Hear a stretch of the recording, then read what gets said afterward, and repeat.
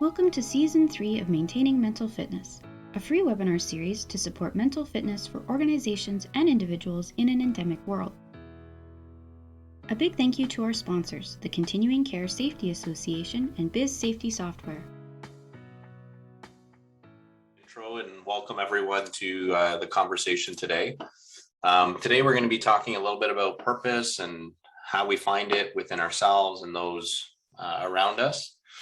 So welcome to this next half hour of conversation. And, you know, for us, I guess just to set the stage, there's going to be a little bit of a shift from having a personal nature to the conversation, which is what, for me, I was super excited to invite Nicole back to join us in talking about how we found kind of our connection and alignment, and really sharing in a vulnerable way. Some of it might be in real time and not a lot of like pre-planning, I would say, as to like how we want to shift through talking about what is a really large and loaded conversation in purpose. So thanks for everyone's willingness to show up and engage in the conversation. So thanks again, Nicole, for being with us today. Thanks for having me back. Yeah. I mean, maybe it might feel like an obvious question, but maybe we'll start with this one. When you think about purpose, like, what is it to you? It's such a loaded question. I think there's, philosophers who have explored this exact word, like, what is purpose and why am I here? For me, purpose is, it's kind of, it's the direction of following my joy. It's finding where I want to be, knowing that there is a connection to something greater. There's an interesting Japanese term called ikigai, which is about your reason for being. And I like that. I like the reason for being and following your joy. I think that's important to me when I think about purpose. I do find it interesting, though, that the Japanese term, this reason for being and finding your bliss, has been translated in Western culture to finding your dream career. So it's amazing how, like how we've taken that term and now it all becomes about, kind of work and career. But for me, it really is about kind of what gets me motivated. I think one of there's a definition that I do like by William Damon in a book called Path to Purpose, which is a great book.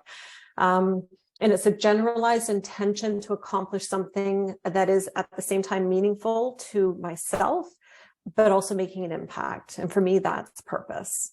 But it's evolving. It's constantly evolving for me. There isn't one kind of journey or endpoint to purpose. For me, it's evolving. What about you, Jesse? Yeah, it's interesting because I think we have a lot of similarities, but as you were speaking, I was even reflecting real time compared to what I had thought about prior and versus now as you were saying things. And for me, I feel like it is something that originates like in my heart or soul, as where do I want to spend like my energy and time?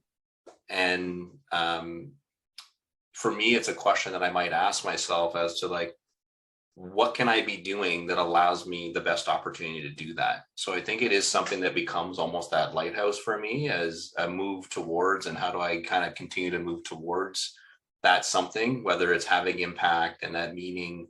For me, the joy I would find within purpose comes from doing the things every day. I shared with you earlier, like with where we are right now, like the immense joy I have in working with the team that we have, doing the work we are able to do, just has such fulfillment.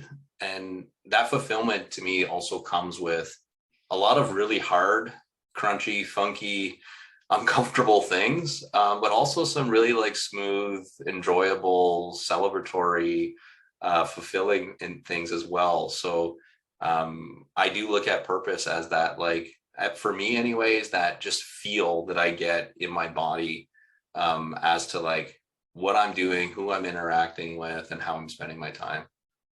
Love it. Shifting now, like, so in terms of like getting clarity or even starting the conversation around purpose? Like, I guess, like, where would you start that idea of finding it? I feel you have to start with yourself. You have to know yourself. And that's been a, kind of an ongoing journey for me. I don't think it's possible to find purpose without really tuning into yourself and understanding who you are. For me, that came with a lot of self-reflection. And for me, it actually came out of some past trauma, and kind of reflection on how I was raised and, kind of what my views on society were. But it took a lot of meditation. For me, it was Reiki. For me, it was, kind of listening to my intuition, but being in tune with my body and my soul to understand how is it feeling for me. And that sometimes it's hard. It's hard to get to that level of feeling, and really knowing that those messages are within you and they're not coming from society. But for me, it really is about kind of knowing yourself. And that could be a very long journey. I'm still on that journey. I discover new things about myself every day. How do you, just as a quick follow-up to that, like, as I imagine at times it could almost, like, envision like being in a bog with fog all around you, where you might feel stuck, or you might feel like I'm sinking, or you might feel like I don't know which direction I'm even headed right now. Like, how do you, in that journey of like working through that, like, how do you kind of still have the motivation or the like recentering to I guess have the willingness to keep going in some ways with that exploration? Yeah, I think it's about knowing that there's still unfulfilled paths to explore. And I think part of our, all of our journeys is about exploring those paths. I really am aligned to kind of listening to the universe and figuring out what's happening in the universe. And I do feel that, we could be on a path, and it could look great. It could look sunny, but it could, there could be fog along the way. I find that the universe has this incredible way of hip checking us into the other path that we're actually supposed to be in. Like, and we can call it coincidences or synchronicities or, kind of a hurdle in the road. But I always feel like there's just this, if you kind of pay attention, some people pay attention to angel numbers or whatever it is. I don't want to get too woo-woo, but if you pay attention to the messages and you listen, that you're always kind of being moved onto the right path. And for me, knowing that there is a right path, sometimes it'll take me a long time to get through that fog, and I just have to kind of keep in there because there's something great on the other side of that. And we just have to be aware that it's coming. But that community around us also, I find, is necessary to help move us towards that right path.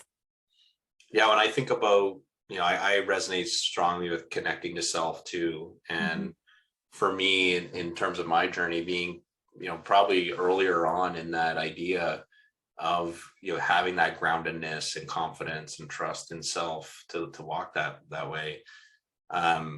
You recognize when you are aware that if you don't take that step to create space to be connected with yourself and be clear and do that work with self, others are going to kind of cart a path for you, or that you might all of a sudden wake up and, how did I get here? Why am I sitting in this place? So I think that idea of connecting to self is most important, and getting that clarity. And for me, what I've experienced in my journey, even to speak of like some challenges and barriers to walk through, is really getting that, and it's a loaded word, but like that self-honesty. I can think of times when running in particular is where I like kind of get my head going into different spaces and thinking about major events or what they mean, or, challenging my own bias or ego or what have you, of like needing to ask myself like 5 times, like, no, is that really it? No, that's it. And then you're finally getting to like the source of truth. And you're like, oh, wow, that's actually what the truth of the situation is. And sitting in that is something that has been a really interesting journey to explore. When you think about some of the challenges or barriers that you kind of are have walked through, I guess. Are there any that jump out for you? Yeah, it's a great question, because I think there'll always be barriers along the way, because, sometimes as we go through our journey towards purpose, or through purpose, whatever we want to call it, sometimes what we're doing or who we're with is no longer aligned to our purpose. So we need to make decisions. And back to, kind of your point about that fear, some of us are fearful to leave careers that we thought we loved at some point, and we thought that's what we were supposed to do, and make a move into nonprofit, for example, something that doesn't pay as much. And, and we feel that, wow, that's not what I went to university for. That's not what my parents or society told me to do. And I think sometimes we need to remove people from our lives as well, because they no longer are really aligned to us and where we are in our life. And welcome other people into our lives. Like I always, I have not to get too deep, but I have a very complex relationship with my father, for example. So I've chosen to love him from a distance. But that's how I now align to my purpose, and my relationship with him is loving him from a distance. So there are barriers in terms of, sometimes we need to either remove people or circumstances from our lives. And that takes a vulnerability and braveness and courage. And then sometimes we have to welcome people in, which also takes courage, because we're not sure sometimes whether or not those people are the right people for us at the time. You and I have come into each other's lives. At this point, we haven't connected, in a number of years, but we're here together for a reason. Yeah, there's so much there that I think of, like, to highlight a few that resonate with me is one, the cultural aspects of of programming, of what you're supposed to do. And I think for me, it lives and represents itself in very different ways. So, I'm a white male, young, kind of on the pinnacle of opportunity and privilege that is given to me with that. And you're a Black woman who's older than I am.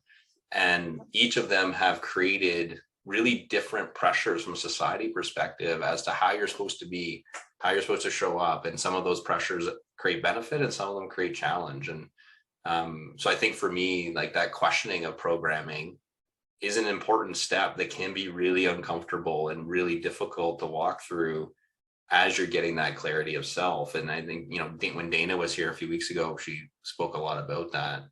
The other element that I was hearing around, is that implementing boundaries. I was on a call actually earlier this morning with a leader where I believe there is some perspective right now that if you are making moves that are true to yourself and are what you believe best to yourself, that might come with boundaries, it can be perceived as selfish or self-centered, or you're just trying to climb the ladder, or make you don't care about those around you. And we've really shifted the paradigm there in that way. And to me, those are all really uncomfortable things to kind of walk through. Particularly, most people I've come across, particularly in leadership positions, and I don't want to, and that's not just like, are you a manager? Just people who are leading in their own rights, like, care a ton about the people around them, the organization they're supporting.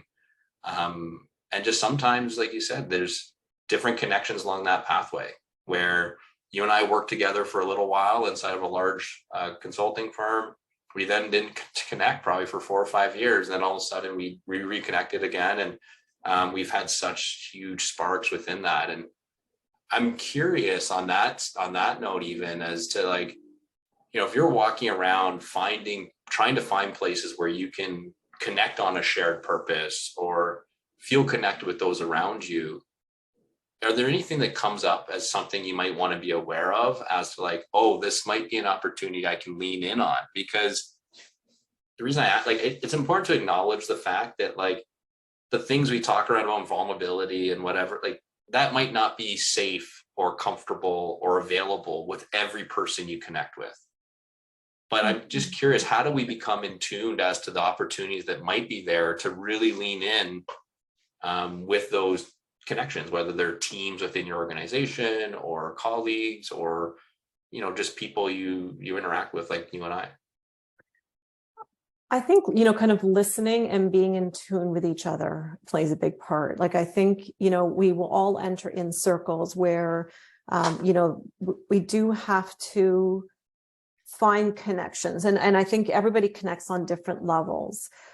There is, kind of a surface level connection of having these conversations, but then there's deeper level connections where, the person or the team that you could be involved with, you have such similar interests and it just feels comfortable and safe.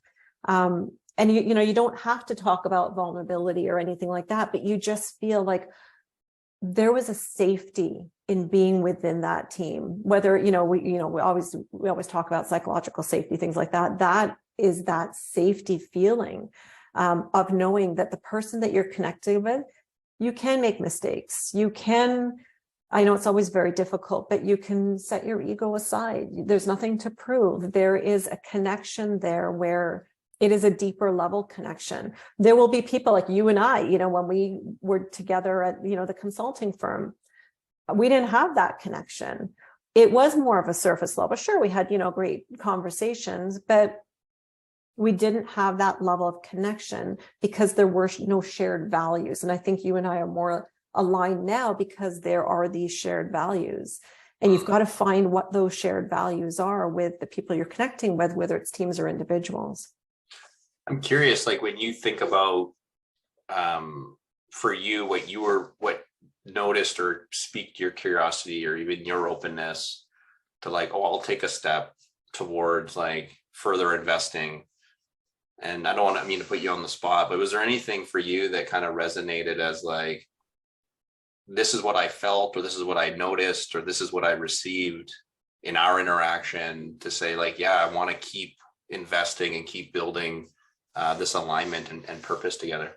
Yeah, it's a great question because, if you had asked me that question, kind of 6 or 7 years ago when you and I first connected, I didn't feel shared value with you. I felt that you were kind of coming with a different background, education. You were, kind of this, for me, this, kind of math geek that I didn't want anything to do with because I didn't understand. And I always felt there was kind of this surface level, for, kind of taking it to that deeper level. And for those kind of listening, Jesse reached out to me a few months ago, out of the blue.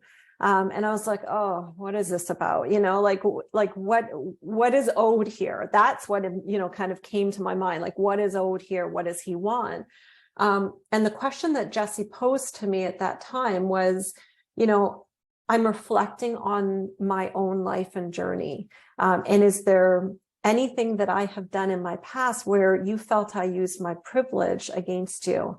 And for me, just in, doing some of the EDI, the, kind of the diversity and inclusion work that I do, that was such a powerful question because not only did it come with a deep level of vulnerability, but I had never been asked that question before by a white male who was a former colleague. And I knew at that point, Jesse, that you had really done some deep work in understanding who you are and where you want to go. And what do those connections look like for you in all of your future relationships? That's a lot to receive in the moment in time. So almost like I'm trying to like sit in that. And then it's funny when you first started, I was trying not to allow my like ego to like be defensive around what about this? What about that? But allow that like space to be its thing. What about a timing thing for you, Jesse? Like, what does timing look like for you in terms of kind of reconnecting with people? What does that timing look like for you? And how do you know it's the right timing? Yeah, I wish I knew because like it's, for me, I live and try to operate like in feel a lot of time. And I think it can be one of my superpowers is picking up on energy and alignment and reading people. And I also think it can come with like it'd be a kryptonite in some ways where it can come with like a lot to carry. And in that, the piece I've tried to really work on and acknowledge in carrying the things is that it's not always mine to fix or mine to solve or even what help looks like might not be what I think, which is like fixing the problem for you. Perhaps it's actually just listening and getting out of the way. But as it relates to the timing, like even for what you were talking with the reach out, it really did come with a desire, like a reconnection to like my values of like receiving some information as like, oh, this is different than like the experiences people are having are different than who you think you are or the intentions you're having. So finding ways to be reconnected and have the confidence, this is who I want to be. And in that journey, I might have made some mistakes along the way. So I think for me, it's been that pursuit, and also seeing others, whether it's through podcasts or videos, share this vulnerability that it's okay to acknowledge like mistake and not have it be a comment on who you are as a human. Because, you know, the other element that I resonated with around those challenges and barriers in working more towards who you want to be authentically, it does require that vulnerability. And that can be really scary to say, like, I'm going to let you into who I am. And what if now you reject that? Like, what does that mean for me and who? And it's tough. And we were speaking earlier about that idea of being connected with who you want to be, but also some of those shadow elements of maybe who you're most fearful of in terms of your own identity or the things you're trying to hide. And if you can be connected with all of that, I really think that you can have the willingness. To me, the move was not so much about our relationship initially. It was really more about my own journey and working through that. So I think it's where's that move coming from and having the clarity of it. So as to like, this is what you need to be aware of for the timing, I don't really know, other than paying attention to what felt right and knowing that there was some evolution going on within self. And although I agree, proliferary, I felt we always had a relationship, and I always valued you as a human to provide like honest and meaningful advice going forward. I know I just want to be mindful of time, but I do want to kind of pick up on something there, because as we're talking, you know, me being kind of, you know, female, you identifying as male, you know, every time I hear purpose, or we hear purpose kind of, you know, kind of out in society, it always kind of comes with a feminine energy to it. And do you find that males are challenged with finding purpose? Like, you are finding your purpose and are very open about it. Do you find that that is a challenge for males? I do think, and I think it speaks to a little bit of like the stuff that I talked about with old programming. I think as a male, like a heterosexual male as well, there's a certain image as to this is what you're supposed to be and how you're supposed to look. And it requires, you know, financial success, job success, you know, a stable family, a wife and kid. All these things are supposed to be there for you to be deemed as like a successful human. And I think as males, we often have like real big egos and expectations around like maintaining that. So I think it can become really challenging to then get connected to what's important to you if what's important to you is different.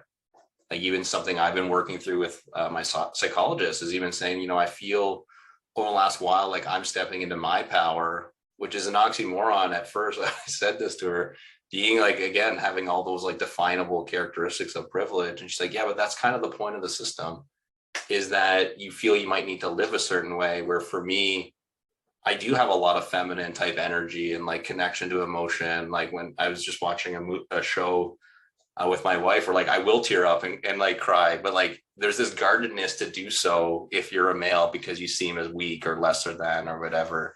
Yeah. And for me, that is, I think, can create barriers then and blind spots, or, you know, again, a fear of exploring, because you're not going to fit in now if you do explore that.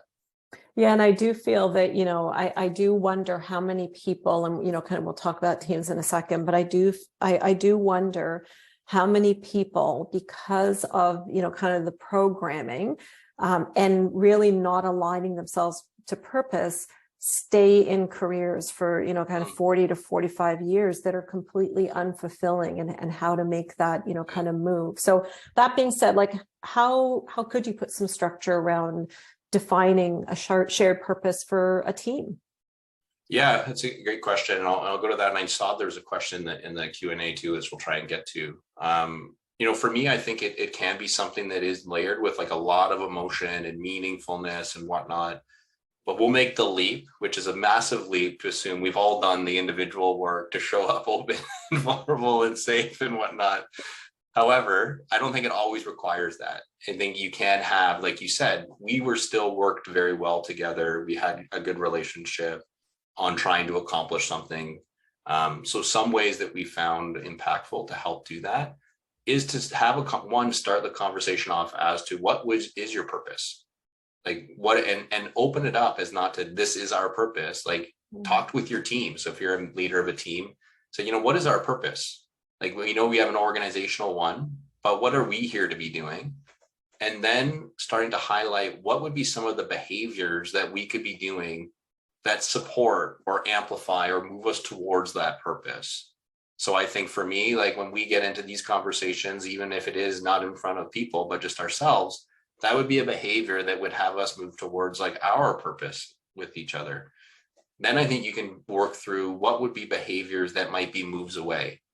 And this one I think is really important because it's likely over the span of like our interactions that I'm going to do something that could be a move away from our shared purpose, or you might do something. And when we have something laid out, we can now call in a conversation around, hey, Jesse, when you did that thing, I felt it was incongruent to what we've talked about as our purpose for one another. Mm-hmm. And which aligns to the trust of each other, right? Exactly, which then is a conversation more about the behavior than it is the individual. And then the final item that we encourage you to look at are what are the emotions, and in particular, the emotions that might move you towards. So maybe it's feeling fulfilled or feeling safe. It has me more likely to do those behaviors that move us towards purpose. And then also the emotions that might move us away. So if I'm feeling frustrated or scared or shameful, I might do something that is a move away that's more around me coping with my own stuff than it is not believing in what we're trying to do together. And I think it's a structure that I would encourage teams to revisit on a regular time of what are the behaviors that move towards and away, and what are the emotions that move towards and away. So then again, we can have a frame for conversation.